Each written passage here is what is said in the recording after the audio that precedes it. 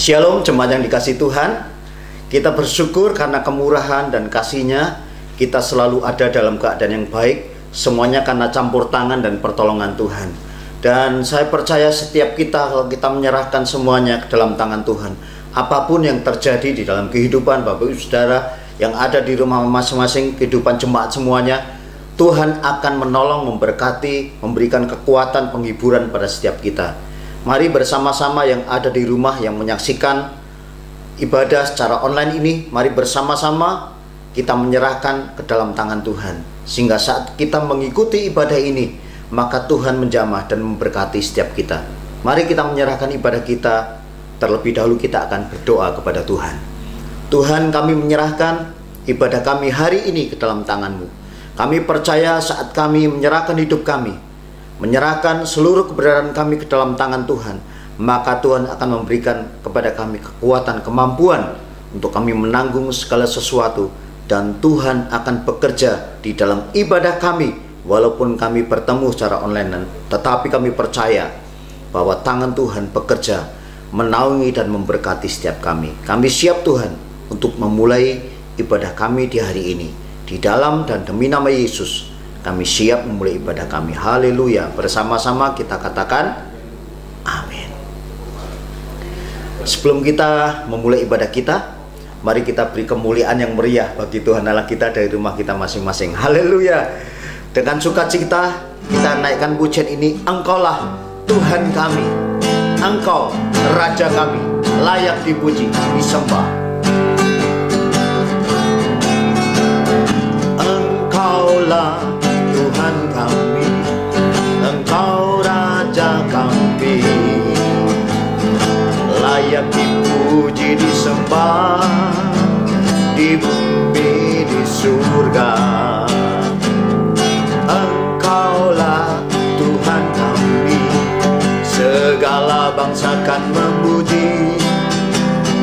Yesuslah namanya, yang kekal dan mulia. Sekali lagi, Engkaulah Tuhan kami, Engkaulah Tuhan kami, Engkau Raja kami, layak dipuji, disembah, di bumi, di surga. Engkaulah Tuhan kami, segala bangsa kan memuji. Yesuslah namanya, yang kekal dan mulia. Tiada ku ragu, tiada ku ragu lagi untuk mengikut-Mu Yesus.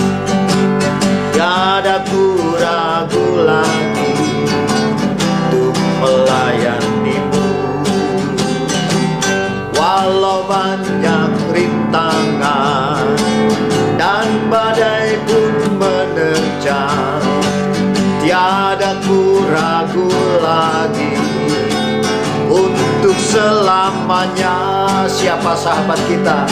Yesus, Yesus sahabatku, menolong dalam hidupku. Ku rindu semua orang mengenal-Mu. Engkau jalan kebenaran yang memberi hidup yang kekal bagi setiap orang yang percaya padamu. Tiada ku ragu, tiada ku ragu lagi untuk mengikut-Mu Yesus. Tiada ku ragu lagi untuk melayani-Mu. Walau banyak rintangan, walau banyak rintangan dan badai pun menerjang, tiada ku ragu lagi untuk selamanya. Yesus, Yesus, Yesus sahabatku, menolong dalam hidupku. Ku rindu semua orang mengenal-Mu.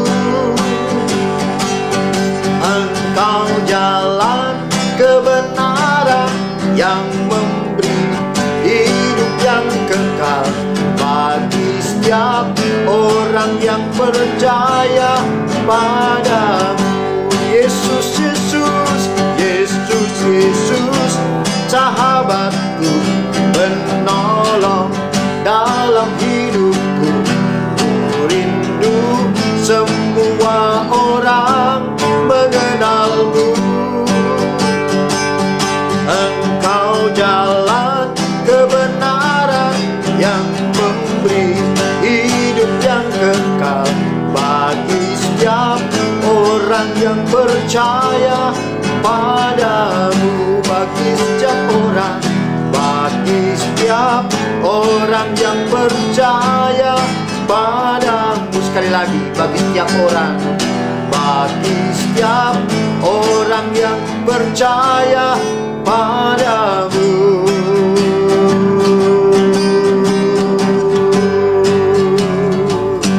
Haleluya. Saat kita mengikut Tuhan, bukan berarti semuanya berjalan mulus tanpa ada rintangan. Namun yang perlu kita ketahui bahwa setiap hambatan, setiap rintangan, bahkan itu dari kuasa-kuasa kegelapan ataupun dari segala sesuatu yang merintangi kita untuk mengikuti Tuhan, namun janji Tuhan, Dia selalu memberikan kepada kita kekuatan untuk kita dapat menanggungnya, karena Allah sangat-sangat mengasihi Bapak Ibu Saudara dan saya. Oleh sebab itu, mari hari ini kita menyiapkan diri kita. Kita siapkan seluruh keberadaan kita. Biarlah firman Allah yang akan kita dengar hari ini membajak setiap kita. Sebab kita orang-orang yang percaya, hidup bukan dari makanan-makanan jasmani yang kita makan setiap hari, namun juga dari setiap firman yang disampaikan oleh hambanya yang akan memberkati, menguatkan setiap kita. Apa yang saudara alami, Tuhan sangat mengerti. Meskipun tak ku mengerti apa yang ku alami,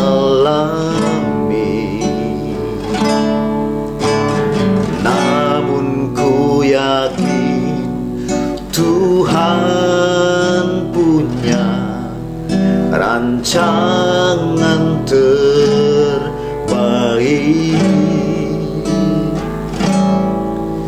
Pertolonganku datang darimu, Yesus yang ku percaya. Sekali lagi, meskipun kami tak mengerti Tuhan, meskipun tak ku mengerti apa yang ku alami, namun ku yakin Tuhan punya rancangan terbaik. Pertolonganku datang darimu, Yesus yang ku percaya. Angkat tangan kita. Yang tak mungkin bagiku, semua mungkin bagimu. Hanya Engkaulah jawaban hidupku.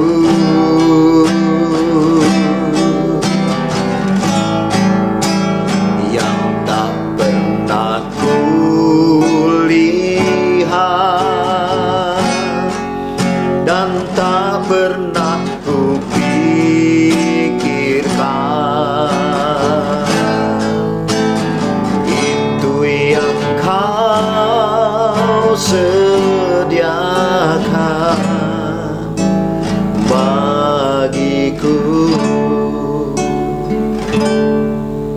Bagus saudara yang dikasihi Tuhan, mungkin kita memiliki pengalaman bersama dengan Tuhan yang kalau kita hitung pertolongan Tuhan tidak akan pernah habis, dan kita tidak akan pernah mampu menghitung segala sesuatu yang Tuhan kerjakan di luar pemikiran kita, di luar apa yang kita bayangkan. Dia lebih banyak menolong kita. Pujian ini menguatkan kita kembali. Apa yang tidak dapat kita mengerti, Dia sediakan bagi kita. Meskipun tak ku mengerti apa yang ku alami, namun ku yakin Tuhan punya rancangan terbaik.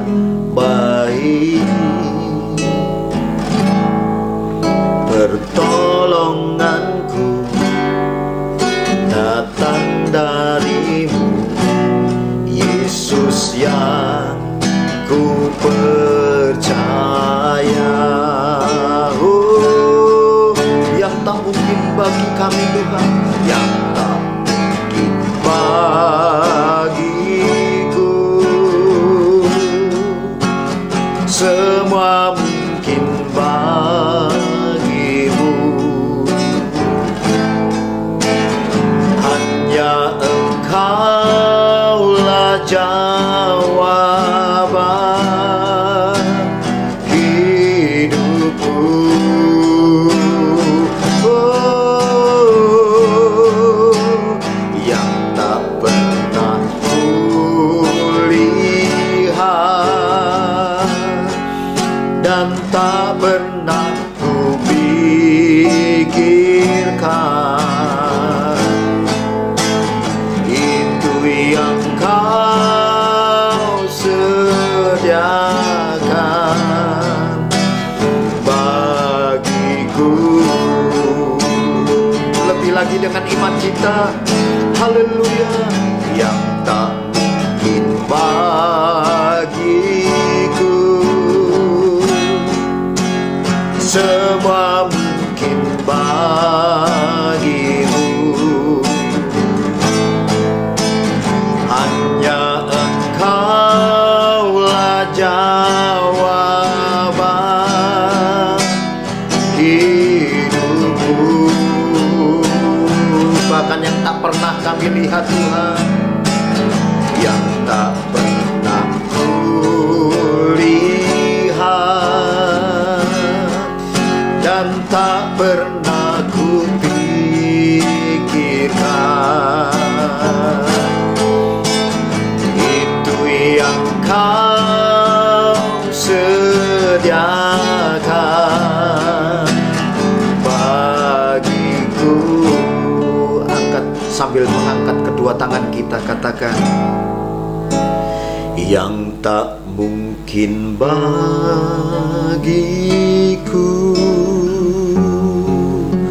semua mungkin bagimu. Hanya Engkaulah jawaban hidupku.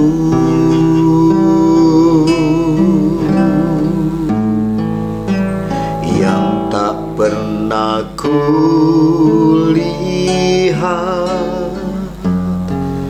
dan tak pernah kupikirkan,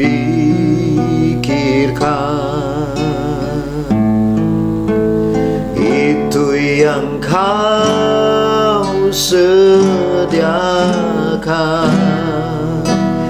bagiku. Oh, haleluya, yang tak mungkin bagiku, semua mungkin bagimu.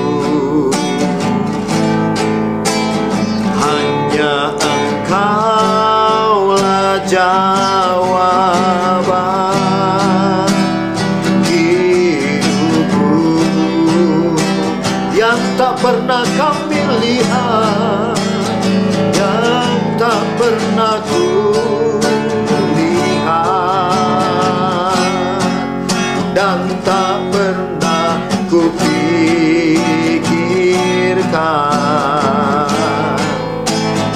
Itu yang Kau sediakan bagiku, itulah yang Kau sediakan bagi kami. Itu yang Kau sediakan, itu yang Kau sediakan, itu yang Kau sediakan, itu yang Kau sediakan bagiku.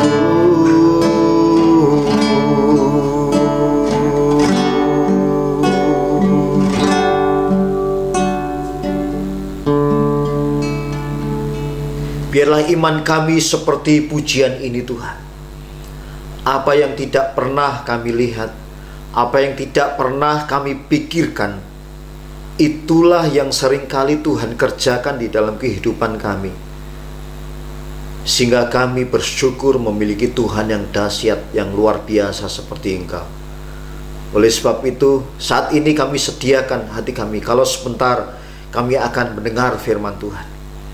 Bila firman yang akan kami dengar menjadi benih iman, kekuatan buat kami. Kalau firman Tuhan berisi teguran, bila itu menegur setiap kami, sehingga kami bisa mengalami perubahan-perubahan hidup yang semakin serupa dengan Tuhan. Urapi hamba-Mu, kuduskan, sucikan, sehingga setiap firman yang disampaikan jadi kekuatan buat setiap kami yang mendengarnya. Kami siap Tuhan mendengarkan firman-Mu hari ini, di dalam nama Tuhan kami Yesus Kristus. Mari kita yang siap dengar firman Tuhan katakan amin. Mari kita siapkan hati kita untuk mendengarkan firman Tuhan. Waktu selanjutnya saya berikan pada hambanya yang akan menyampaikan firman Tuhan hari ini. Shalom, puji Tuhan, selamat berjumpa kembali dalam anugerah Tuhan, saudara-saudara. Dan saya percaya saudara tetap sehat dan baik-baik saja. Dan saya juga percaya oleh karena anugerah Tuhan, saudara bisa mengikuti ibadah online pada saat ini. Mari saudara yang kasih Tuhan, sebelum kita menerima kebenaran firman Tuhan, terlebih dahulu kita berdoa bersama-sama. Dalam anugerah-Mu Allah Roh Kudus, urapi setiap kami, agar kami mendapat anugerah pencerahan dari Tuhan, dan bila roh hikmat dan pewahyuan-Mu turun atas kami, sehingga kebenaran ini akan terus memandu hidup kami, di dalam kami mengenal Tuhan Yesus, mengikut Tuhan Yesus, melayani Tuhan Yesus, dan memuliakan Tuhan Yesus. Dalam anugerah-Mu kami terima, di dalam dan demi nama-Mu Yesus Kristus. Haleluya. Amin. Puji Tuhan, saudara-saudara. Saya bersyukur untuk kesekian kalinya oleh karena kemurahan Tuhan bisa menyampaikan kebenaran ini, dan harapan saya setiap kebenaran yang kita renungkan bersama selalu menjadi berkat buat kerohanian kita. Kita makin bertumbuh dewasa, makin mengenal pribadi Yesus dengan baik dan benar, dan makin bisa memuliakan Dia. Nah, tema kita pada saat ini adalah penyingkapan ilahi.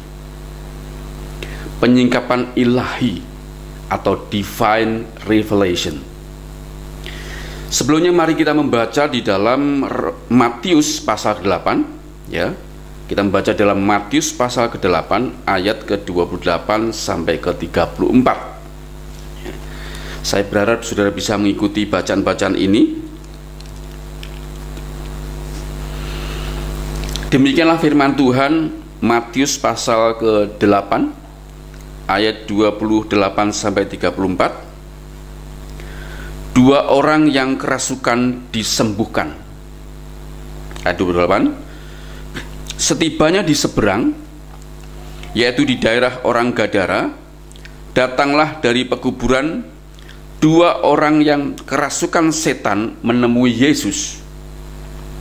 Mereka sangat berbahaya, sehingga tidak seorang pun yang berani melalui jalan itu.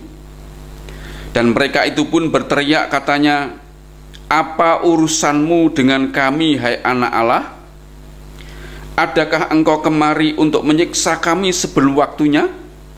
Ayat ke-30, tidak jauh dari mereka itu sejumlah besar babi sedang mencari makan.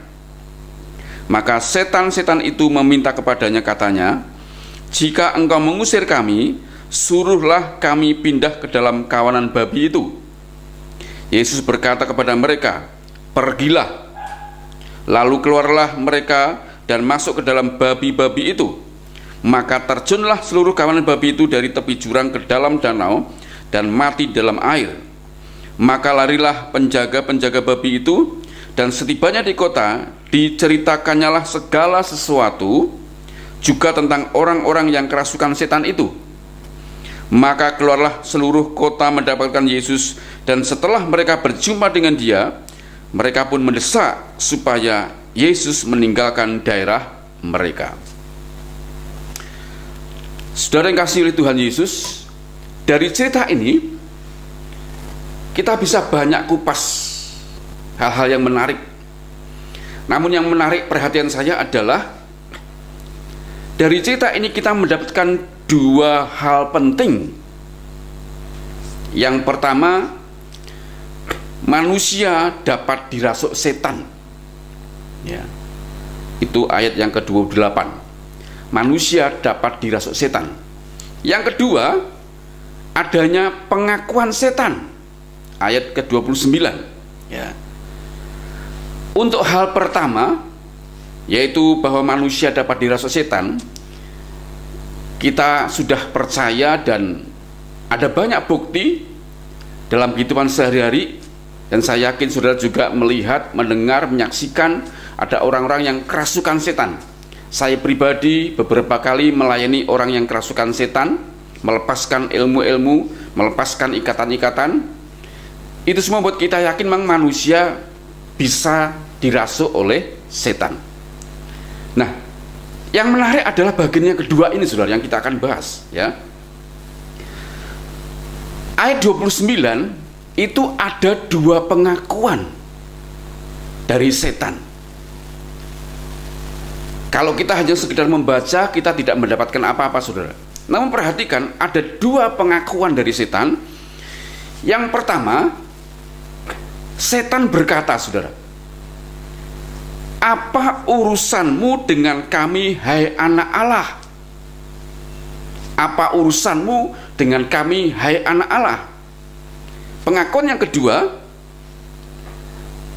setan juga berkata, "Adakah engkau kemari untuk menyiksa kami sebelum waktunya?" Adakah engkau kemari untuk menyiksa kami sebelum waktunya? Nah, 2 pengakuan setan ini menarik untuk bicarakan, saudara, ya. Coba yang pertama kita perhatikan, saudara. Setan berkata, "Apa urusanmu dengan kami, hai anak Allah?" Pertanyaannya, apakah setan, ya, tahu dari mana dia adalah anak Allah? Ya. Dari mana setan tahu bahwa Yesus adalah anak Allah, saudara? Jawabannya adalah setan itu merupakan makhluk ciptaan Tuhan. Sebelum setan, ya, mengikuti Lucifer sebagai malaikat penghulu atau pemimpin, setan bersama dengan Lucifer itu ada sekitar Allah, di sekitar Tuhan. Mereka mengadakan pujian penyembahan, mengagungkan Tuhan. Namun ketika Lucifer ingin menyamakan diri dengan Tuhan, lalu dia memberontak dan dibuang ke bumi, Lucifer membawa 1/3 malaikat ikut dia, dilemparkan ke bumi. Itulah sebabnya setan sudah sejak lama karena dia ada di sekitar Tuhan, ya, dia ikut pujian penyembahan Lucifer, memuja Tuhan. Setan tahu siapa Yesus yang sebenarnya. Itulah sebabnya setan mengaku, "Hai anak Allah." Nah, yang kedua, saudara, yang kedua, setan juga berkata, ya, apakah urusanmu? Engkau datang kemari, apakah engkau akan menyiksa kami sebelum waktunya? Yang kedua, ternyata setan juga tahu nasib terakhir dia. Nasib terakhir dia ada di tangan Tuhan Yesus juga, ya. Seperti terungkap di dalam Wahyu pasal 20 ayat ke-10 berkata demikian. Dan iblis yang menyesatkan mereka dilemparkan ke dalam lautan api dan belerang, yaitu tempat binatang dan nabi palsu itu. Dan mereka, iblis setan itu, dan mereka disiksa siang malam sampai selama-lamanya. Setan tahu nasib terakhir dia ada di tangan Yesus, yaitu dimasukkan dalam neraka untuk disiksa selama-lamanya ada di sana. Nah, ketika setan tahu bahwa dia adalah anak Allah, setan menjadi sangat gemetar. Makanya dia tahu bahwa Yesus tidak mengizinkan bahwa dia akan berada dalam dua orang gadara ini terus, ya, merasuki terus. Dan sebelum Yesus mengusir, setan berkata, "Perintahkanlah kami untuk memasuki babi-babi itu." Yesus berkata, "Pergilah." Ya. Yesus tidak mengeluarkan keringat, Yesus tidak menengking, Yesus tidak berteriak memerintahkan pergi. Namun karena setan tahu siapa diri Yesus sebenarnya, setan gemetar dan setan pun pergi tanpa harus diusir oleh Yesus. Nah, pertanyaannya, saudara, pelajaran apa yang bisa kita ambil di cerita ini? Karena ada sesuatu yang menarik untuk dipelajari dan dipraktekkan dalam hidup kita. Bukan meneladani setan, saudara, tapi kita ambil sebuah pelajaran yang penting dan kita bisa mendapatkan anugerah. Makanya sekali lagi pertanyaannya, pelajaran apa yang kita ambil dari cerita ini? Jawabannya adalah setan sudah tahu dan mengenal eksistensi keberadaan Yesus yang sebenarnya setan sudah tahu, ya, ribuan tahun lalu dia sudah tahu karena dia hidup di sekitar Tuhan, saudara. Pertanyaannya, ya, manusia apakah seperti setan tahu eksistensi Tuhan Yesus?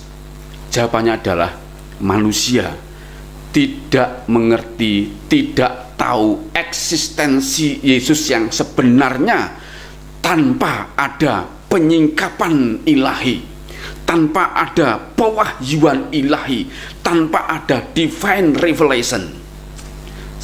Manusia tidak pernah tahu eksistensi Yesus yang sebenarnya, saudara.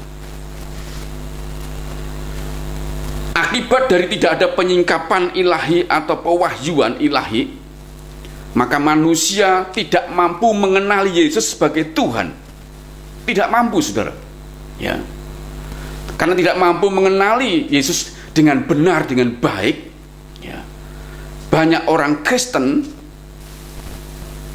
akibatnya tidak mampu mencerna setiap firman-firman yang diterimanya, tidak mampu atau susah mempraktekkan kebenaran firman Tuhan, susah untuk taat kepada pribadi Yesus. Kenapa, saudara?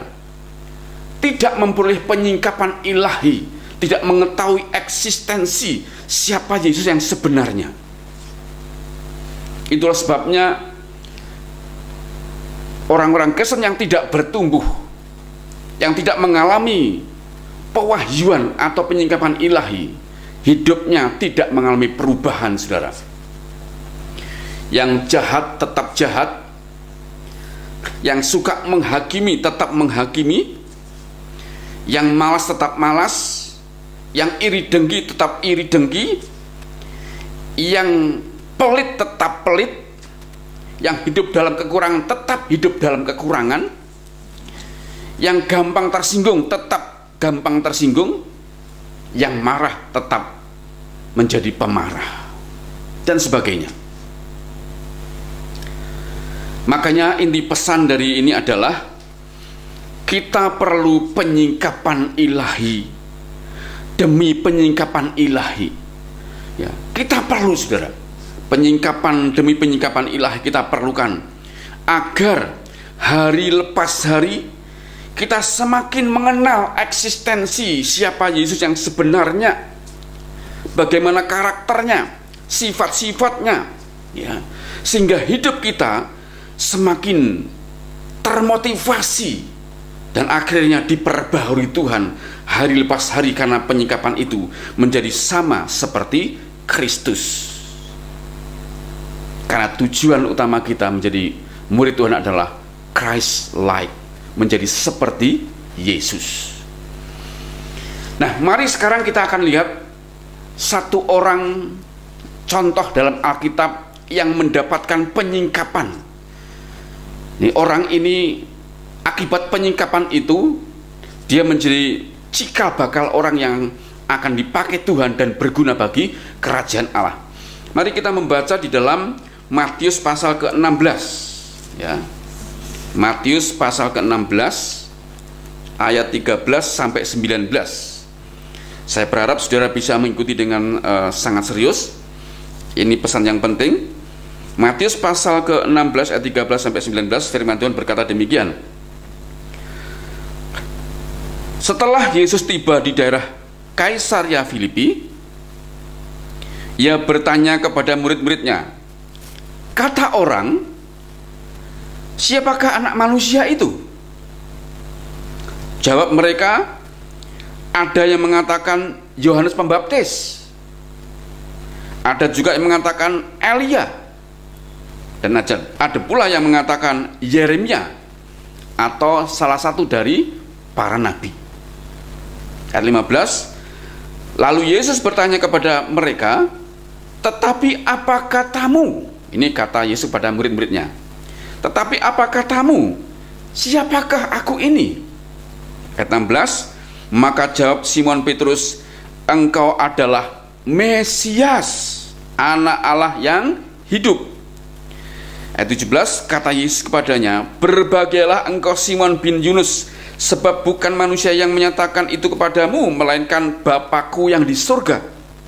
Dan aku pun berkata kepadamu, engkau adalah Petrus, dan di atas batu karang ini aku akan mendirikan jemaatku, dan alam maut tidak akan menguasainya. Kepadamu akan kuberikan kunci kerajaan surga. Apa yang kau ikat di dunia ini akan terikat di surga, dan apa yang kau lepaskan di dunia ini akan terlepas di surga." Ini sebuah cerita penyingkapan, saudara. Ketika Yesus dan rombongannya bersama murid-muridnya ini sampai di daerah Kaisaria Filipi, Yesus bertanya kepada para muridnya, ya,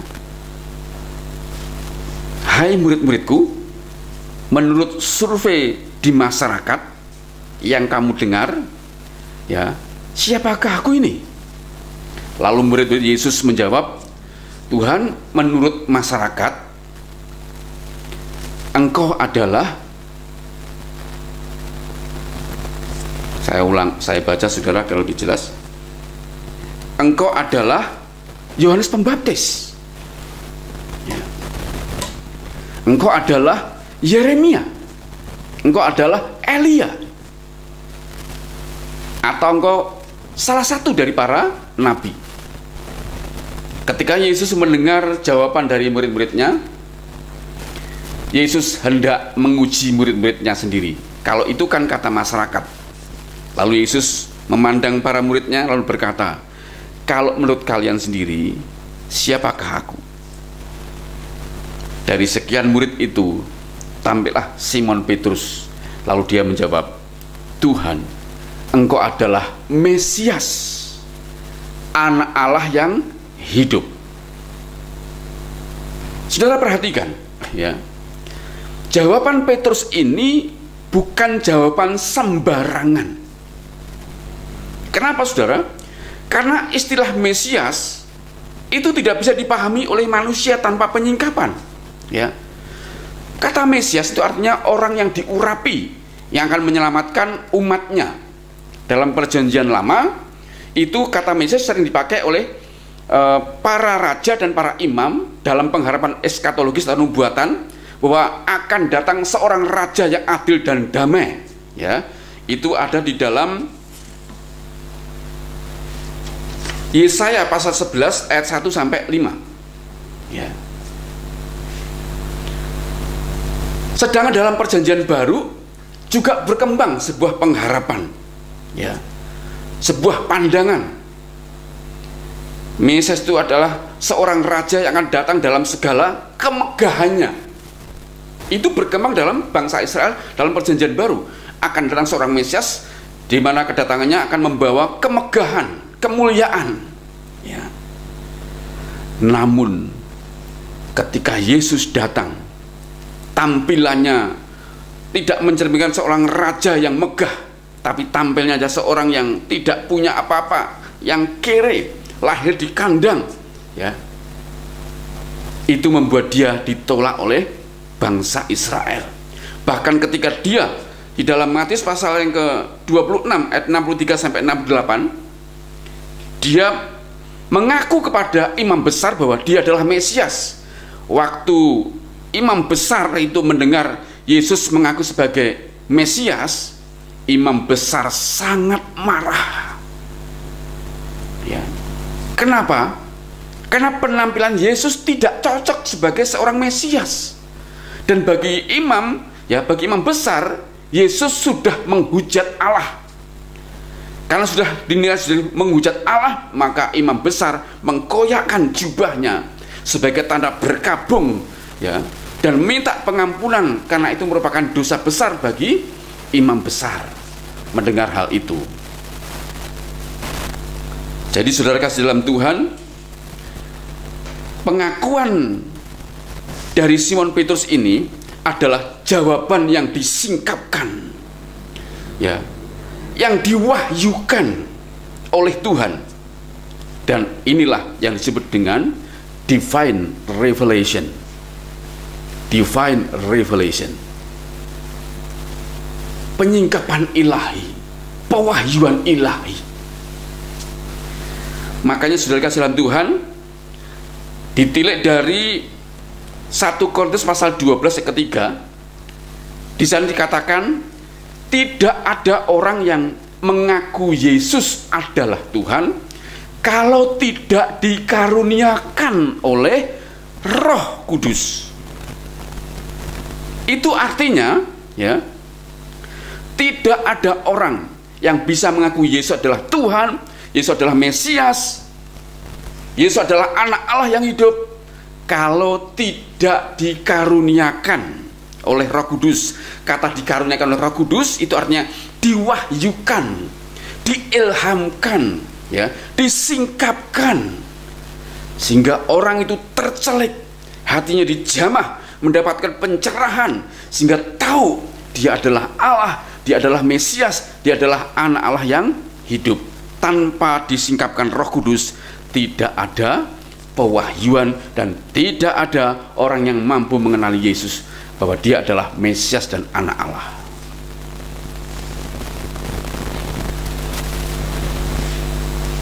Karena itu perhatikan saudara, jawaban Petrus itu merupakan sebuah penyingkapan pewahyuan ilahi. Dan menariknya adalah di ayat yang ke-17-18 Tuhan menyebut ada 3 istilah nama, ya, dari ayat 17 sampai 18 itu. Yang pertama, Yesus menyebut kata-kata Simon bin Yunus, ayat 17, Simon bin Yunus. Yang kedua, Yesus menyebut engkau Petrus atau Petros bahasa Yunaninya, ya. Dan yang ketiga, Yesus menyebut kata-kata Petra atau batu karang yang besar. 3 hal ini memberikan sebuah pencerahan saudara. Yang pertama, Yesus berkata engkau Simon bin Yunus. kata Simon, saudara, itu artinya ilalang, bahasa Yunaninya. Ilalang, ya, tanaman liar seperti rumput yang gampang goyah, gampang goyang kena angin sedikit, saudara. Itu artinya Simon, ya, sebelum mendapatkan penyingkapan ilahi, dia diteguhkan Tuhan sebagai orang yang gampang goyah imannya, goyang imannya. Ya. Yang kedua, Yesus menyebut dengan istilah Petrus atau Petrus. Ya. Itu artinya batu karang kecil. Ya. Tuhan rindu agar lewat penyingkapan ilahi itu dia mengenal siapa Yesus sebagai Mesias dan anak Allah. Yesus berharap dari Simon, orang yang gampang goyah imannya, sebuah ilalang, Tuhan berharap Simon beranjak menjadi batu karang kecil, Petrus, di mana itu artinya diharapkan Petrus imannya menjadi kokoh, tidak goyang lagi. Dan yang ketiga, Tuhan menyebut Petra, artinya batu karang besar, itu menunjuk kepada diri Yesus sendiri. Yang artinya adalah Yesus ingin Petrus sebagai ilalang, orang yang gampang goyah imannya, ya, setelah mendapatkan penyingkapan mengenal siapa Yesus, maka imannya tidak goyah lagi. Setelah imannya tidak goyah lagi, maka Tuhan berharap dia, ya, sebagai gereja Tuhan, artinya Tuhan ingin mendirikan gereja Tuhan, mendirikan orang-orang yang percaya, sekumpulan orang-orang yang percaya, itu adalah gereja. Dia ingin gereja itu didirikan di atas batu karang yang besar, yaitu di atas dasar Yesus Kristus sendiri, sehingga gereja Tuhan menjadi kuat. Itu juga menegaskan bahwa Tuhan ingin Petrus sebagai gereja Tuhan juga, karena gereja itulah manusianya. Tuhan ingin Petrus tidak hanya kokoh, tidak goncang imannya, ya, namun juga dia ingin Petrus berguna bagi kerajaan surga. Makanya ya, dia berkata gereja Tuhan akan diberi kunci kerajaan surga. Ya, itu pembahasan sendiri, suatu hari bisa menarik untuk dibahas, saudara. Ada 7 pintu gerbang surga yang bisa dibuka di muka bumi ini, karena kita sudah diberi kunci kerajaan surga. Namun intinya dari hal ini adalah Petrus mendapatkan penyingkapan siapa Yesus. Ini menjadi tolok kunci, ukuran. Orang Kristen harus dimulai dari sini, saudara. Sebab tanpa penyingkapan, tanpa pewahyuan ilahi, banyak orang Kristen imannya terbengkelai, kerdil, tidak berkembang. Ya, penyingkapan demi penyingkapan yang diterima oleh orang percaya itu akan membawa orang percaya semakin mengenal siapa Yesus, semakin termotivasi, ya, mengasihi Tuhan, semakin taat, semakin rela dibentuk, dan akhirnya dia menjadi Christ-like seperti Yesus.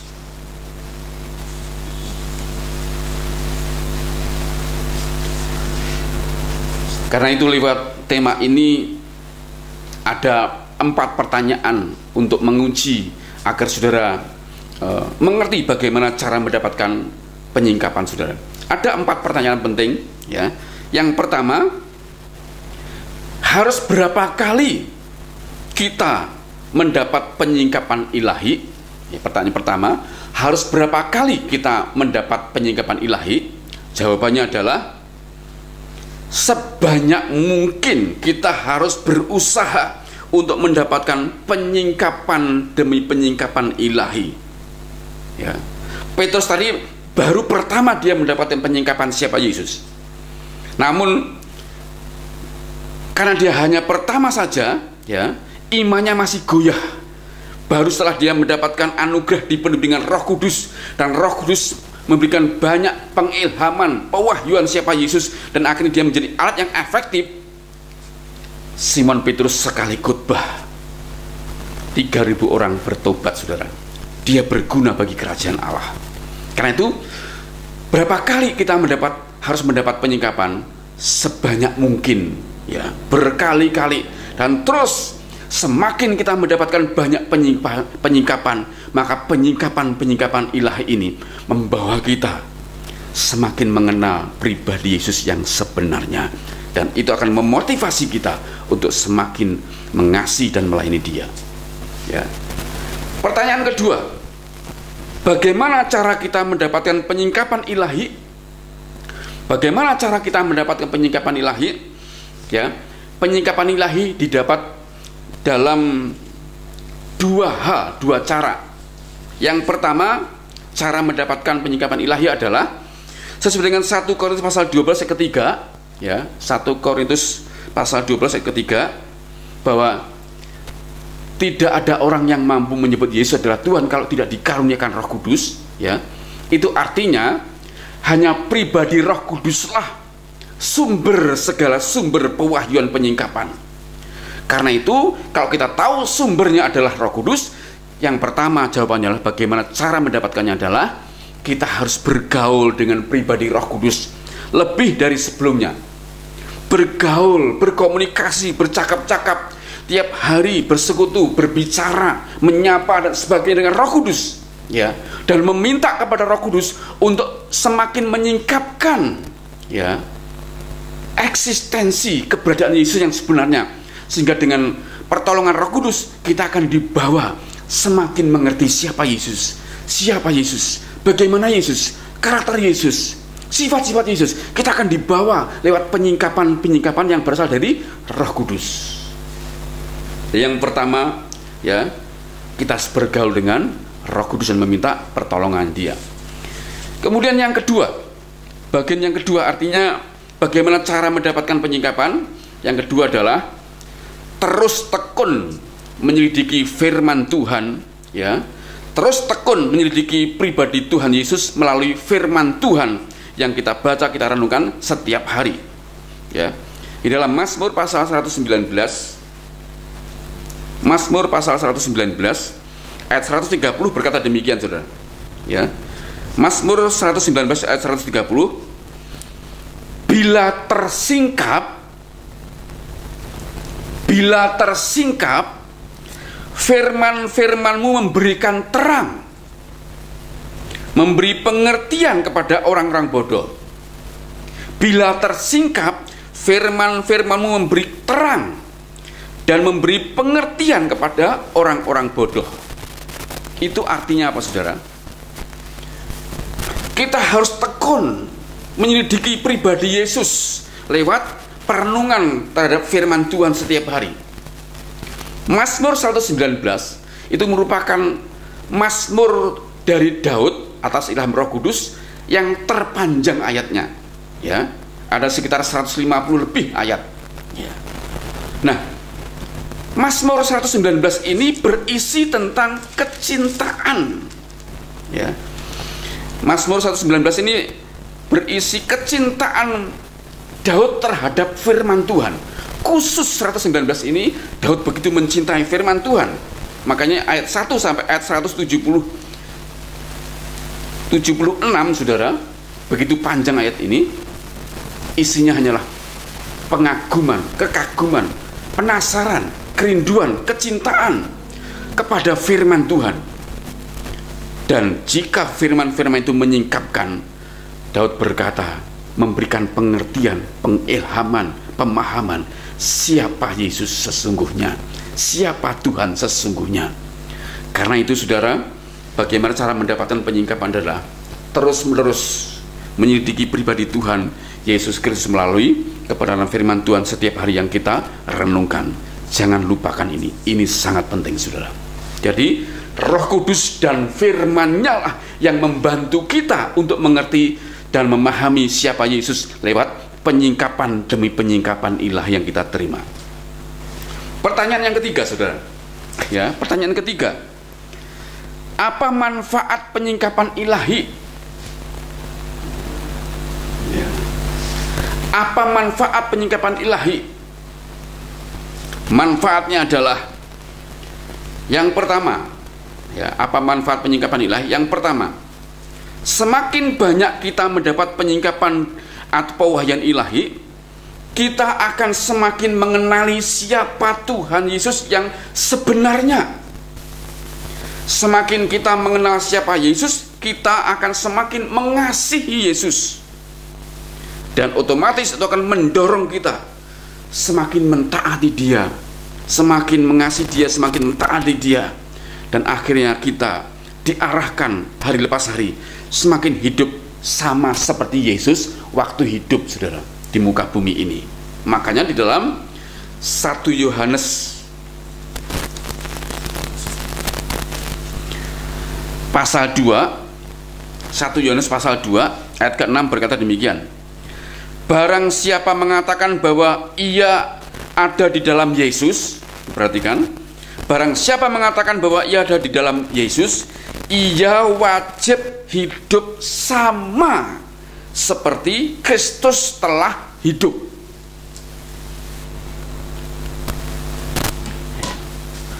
Jadi manfaat penyingkapan itu, ya,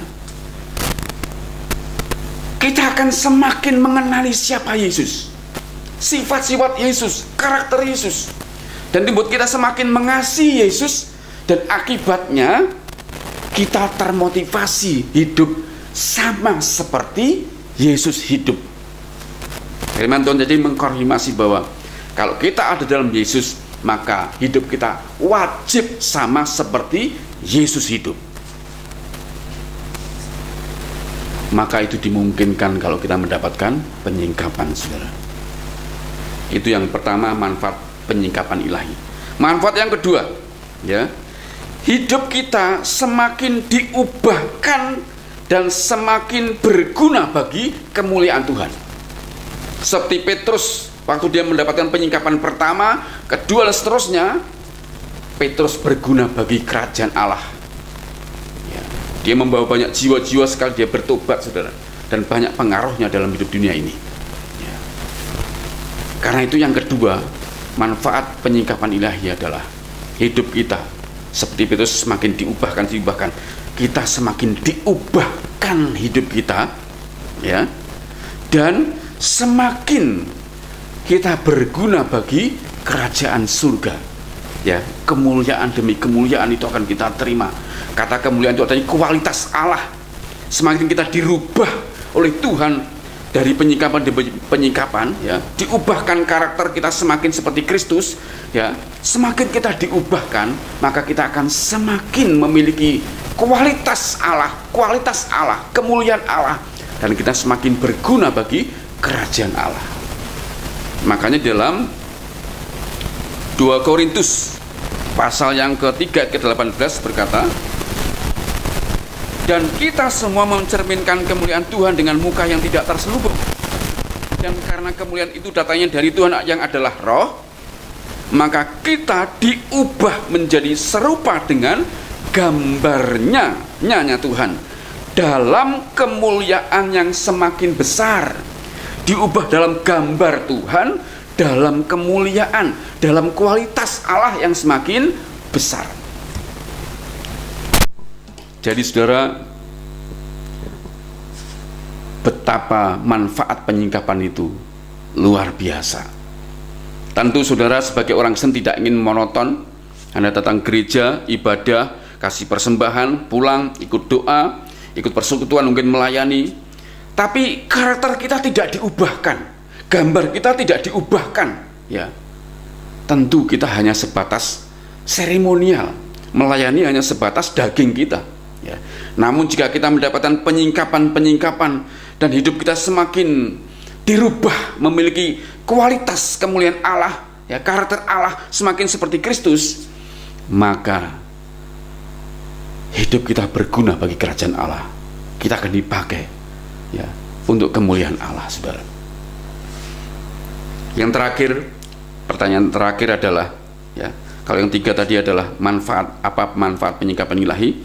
Yang terakhir, ya, dalam bentuk apa saja penyingkapan itu yang dapat dikenali oleh kita, yang mudah diingat, ya. Nah, penyingkapan dalam Alkitab itu begitu banyak, namun saya akan sarikan mudahnya adalah, ya, penyingkapan ilahi itu ada dalam bentuk, misalnya dalam bentuk pengertian. Tiba-tiba ketika kita membaca firman Tuhan, kita renungkan, tiba-tiba timbul sebuah pengertian yang kudus, yang suci, yang benar, dan itu tiba-tiba mencerahkan kita. Ya, ada sebuah pengertian, ada sebuah hikmat yang muncul, yang semula kita tidak pernah berpikir, namun firman itu seperti berbicara kepada kita. Ya, juga berupa pengetahuan. Ya, waktu kita ada sebuah masalah, kita tidak ada jalan keluar, kita berdoa, tiba-tiba ada sebuah firman yang muncul dalam pikiran kita dan digemakan dalam manusia roh kita. Ya, sebuah pengetahuan yang muncul, firman dimunculkan bahwa Tuhan begini, Tuhan begini, dan sebagainya. Itu sebuah pengetahuan yang diwahyukan, saudara. Kemudian juga adanya penajaman. Ya, saya beberapa kali ketika belajar firman Tuhan, mengkhotbahkan sekali, kemudian tiba-tiba suatu hari ada penyingkapan lagi, maka dikhotbahkan kedua, ada penajaman sekian.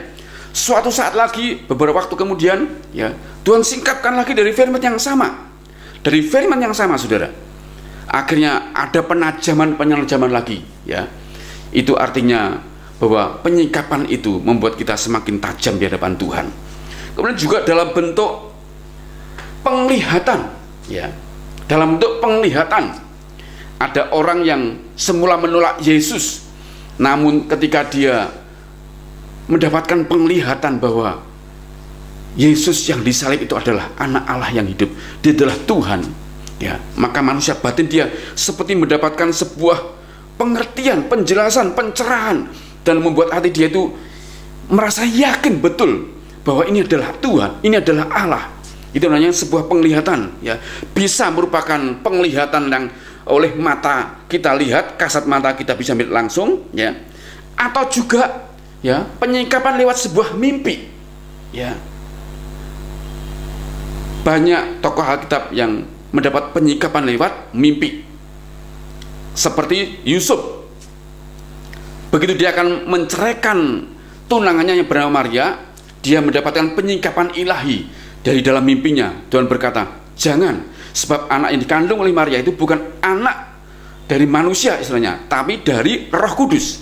Lalu Yusuf setelah bangun, dia menikahi Maria, tapi tidak bersetubuh sampai Yesus lahir. Itu artinya penyingkapan lewat mimpi, saudara. Dan juga bisa lewat suara Tuhan yang audible, langsung terdengar. Banyak orang merasa tidak percaya kepada siapa Yesus. Ada orang-orang yang merasa begini, katanya Tuhan itu Allah yang hidup, tapi tidak berbicara. Suatu hari Tuhan bisa berbicara.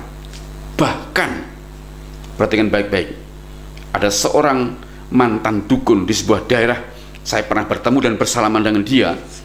Dia bertobat, menerima Yesus sebagai Tuhan Juru Selamat setelah dia mendapat penyingkapan. Lewat apa? Penyingkapan ilahi itu, pewahyuan ilahi itu lewat seekor anjing yang berbicara mengeluarkan suara manusia, yang mengatakan bahwa Yesus adalah Tuhan dan engkau waktunya pergi untuk beribadah kepada Tuhan Yesus.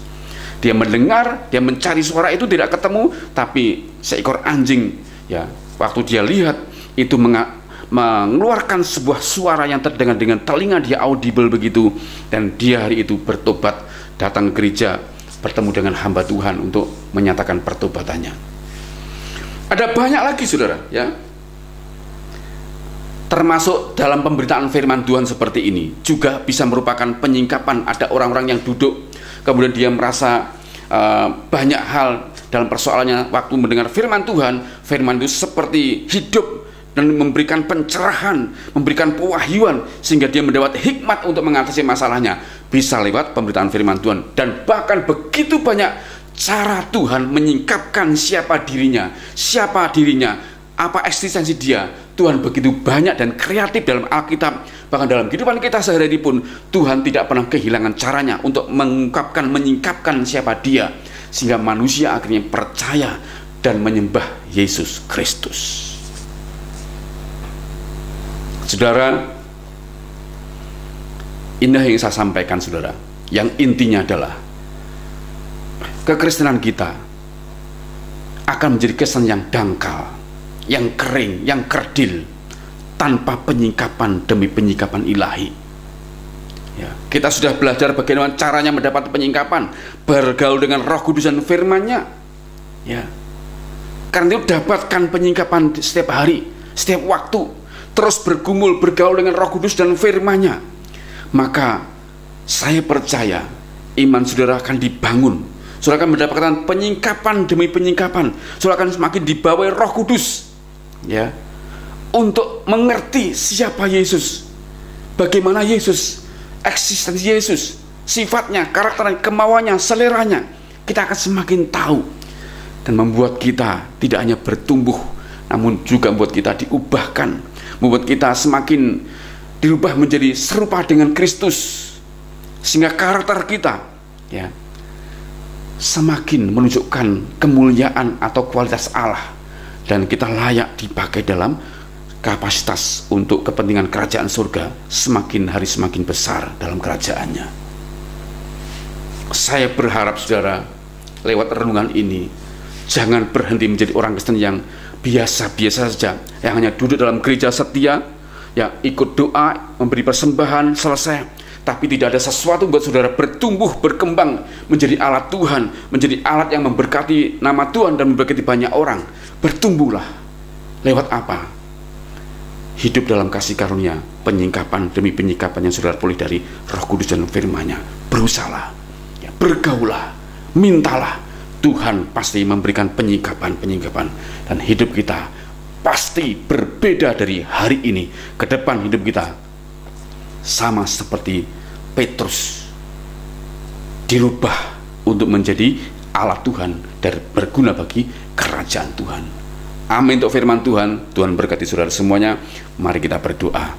Allah Roh Kudus, terima kasih untuk anugerah kebenaran firman pada saat ini. Kiranya Engkau mengurapi setiap kami dan jemaat-jemaat-Mu yang mendengar mengikutinya Tuhan, agar lewat pemberitaan ini setiap umat-Mu tidak berhenti sebagai orang percaya, sebagai orang Kristen yang hanya setia ibadah, namun belum mengalami perubahan-perubahan hidup, belum menerima kemuliaan demi kemuliaan. Hari ini Tuhan, meteraikan dalam hidup anak-anak-Mu Tuhan, ubahkan hati mereka untuk terus bergaul dengan pribadi-Mu, Roh Kudus, dengan firman-Mu, agar penyingkapan demi penyingkapan itu Tuhan anugerahkan kepada jemaat-Mu Tuhan, sehingga jemaat-Mu semakin hari dari ilalang menjadi Petrus, menjadi Petra. Itu akan dialami setiap kami Tuhan, sehingga hidup kami sungguh-sungguh memuliakan Tuhan sampai selama-lamanya. Di dalam dan demi nama-Mu Tuhan Yesus kami berdoa dan mengucap syukur. Dan saudara-saudaraku yang dikasihi Tuhan, oleh anugerah Tuhan, diberkatilah saudara semua yang mengikuti ibadah ini. Diberkatilah dalam nama Bapa, Putra dan Roh Kudus, dalam nama Tuhan Yesus Kristus, yang terus memberkati menyertai saudara semuanya dari saat ini sampai Yesus datang, bahkan sampai selama-lamanya. Haleluya. Amin. Puji Tuhan, saya bersyukur saudara mengikuti dengan setia, dan saya berharap minggu depan saudara bisa mengikuti kembali. Anugerah kekuatan Kristen selalu diberikan kepada saudara, sehingga dengan kekuatan dan kesehatan dari Tuhan, saya dan saudara selalu bisa menyenangkan hati Tuhan. Sampai jumpa dan shalom.